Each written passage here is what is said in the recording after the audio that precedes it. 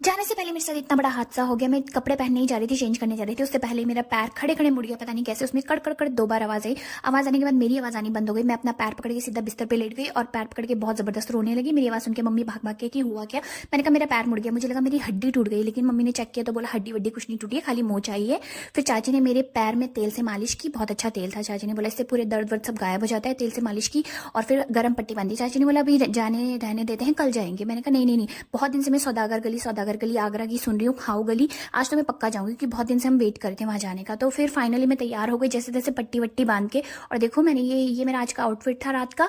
और चाची और हम सब लोग बड़ी मुश्किल से सेट होकर एक टुक टुक में बैठे और टुक टुक में बैठ के हम पहुंच गए सौदागर गली। सौदागर गली के बारे में वैसे मैंने जितना सुना था उससे मुझे 50-50 काफी लगा। ये ज्यादा बहुत कुछ मुझे पसंद नहीं आया। मतलब एक तो मैं खाने की बहुत ही ज्यादा कंजूसी करती हूँ, मतलब मुझे बाहर का खाना खाना जरा भी पसंद नहीं है। मतलब मैं घर का खाना खाने ज्यादातर प्रेफर करती हूँ और मुझे पता ही नहीं चलता मुझे खाना क्या, क्योंकि मैं बहुत ज्यादा चूजी हूँ खाने के मामले में।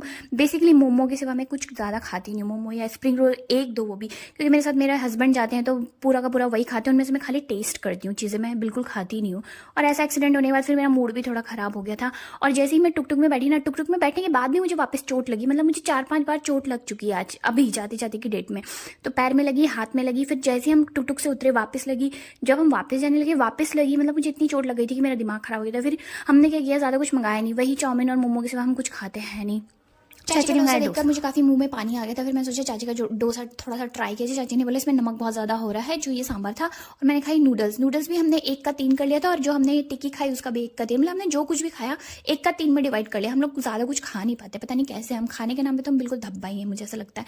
बस थोड़ी रोज रोज खाने की, चिड़िया की तरह खाने की आदत है हमारी, क्योंकि मम्मी पूरे दिन भर में 50 बार तो खाना खिलाती है, 50 बार अलग अलग टाइप की चीजें खिलाती है। एक बार में ठूसने की आदत नहीं है। तो इसके साथ साथ यहाँ पर और भी चीजें मिल रही थी, जैसे इयरिंग, फोन के कवर वगैरह वगैरह।